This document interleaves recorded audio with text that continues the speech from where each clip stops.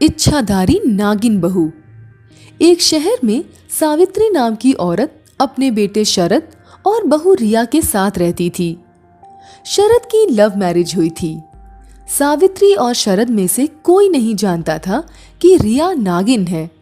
रिया हर पूनम की रात को अपने आप को छुपा कर रखती थी ताकि घर में किसी को पता न चले कि वह नागिन है। एक दिन रिया किचन में काम कर रही थी। उस दिन सावित्री की कुछ सहेलियां आई थीं। रिया काम के चक्कर में भूल गई थी कि आज पूनम की रात है।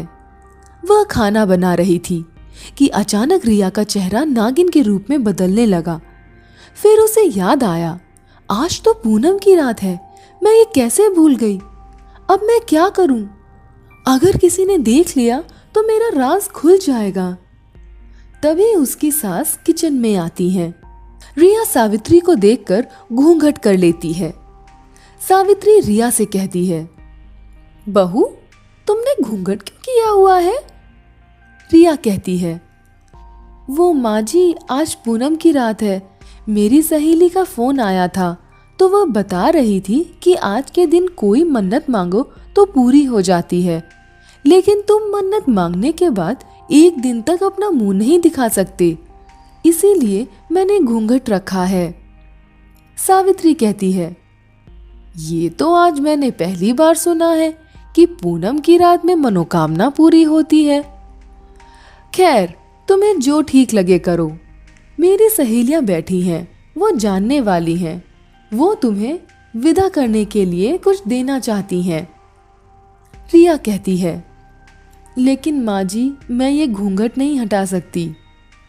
सावित्री कहती है, तुम चलो, मैं समझा दूंगी, कोई तुम्हारा घूंघट नहीं खोलेगा। सावित्री आगे और रिया उसके पीछे चल देती है कि तभी रिया का निचला हिस्सा भी नागिन के रूप में बदल जाता है। वह बहुत डर जाती है। वह पीछे से ही भाग जाती है। सावित्री पीछे मुड़कर देखती है, रिया उसके पीछे नहीं होती। सावित्री सोच में पड़ जाती है, आखिर ये कहाँ गई? रिया ऊपर छत पर चली जाती है। वह छत पर खड़े होकर रोने लगती है और कहती है, अगर मैंने शरद से प्यार न किया होता तो आज मुझे किसी बात का डर नहीं होता। हे चंद्र भगवान, मेरी मदद करो, मैं इस परिवार से दूर नहीं जाना चाहती। तभी चंद्र भगवान वहां प्रकट हो जाते हैं। वह रिया से अपनी दुविधा का कारण पूछते हैं। रिया कहती है, मुझे अपने परिवार और शरद के साथ रहना है, लेकिन कभी इन्हें मेरी सच्चाई पता चली तो इन्हें बहुत दुख होगा और ये मुझे घर से भी निकाल देंगे। चंद्र भगवान कहते हैं, मैं तुम्हारी सहायता कर सकता हूँ। मैं तुम्हें साधारण मनुष्य बना दूंगा, लेकिन तुम दोबारा फिर कभी नागिन नहीं बन सकती।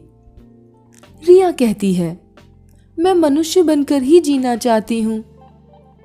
चंद्र भगवान अपनी शक्ति से रिया को साधारण मनुष्य बना देते हैं, फिर वहां से गायब हो जाते हैं। रिया बहुत खुश हो जाती है। वह नीचे सास के पास जाती है। उसकी सास कहती है, तुम पीछे से अचानक कहाँ गायब हो गई थी? रिया कहती है, वो माँ जी, मैं खाना बना रही थी तो हाथ धोना भूल गई, इसीलिए हाथ धोने चली गई थी। सावित्री रिया को अपने साथ सहेलियों के पास ले जाती है। उसकी सहेलियां रिया को आशीर्वाद देकर चली जाती है। रिया फिर कभी नागिन के रूप में नहीं आती। वह अपने परिवार के साथ खुशी खुशी रहने लगती है।